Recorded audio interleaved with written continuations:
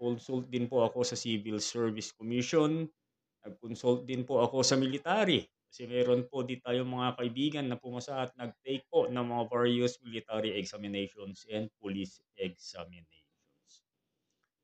Before we'd like to introduce the course, so meron pong announcement. As we can see, it's actually an important announcement from the Civil Service Commission na magkakaroon po sila ng exam on August 10, 2025.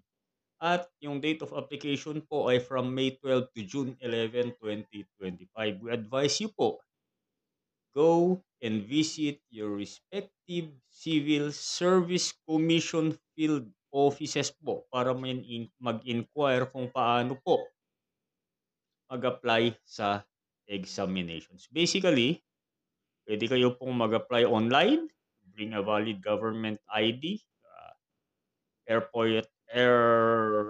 passport size na ID picture, and of course yung 500 pesos po na application fee if you want to apply and take part of the examinations on August 10, 2025. The Civil Service Commission is conducting civil service examination, the paper and pencil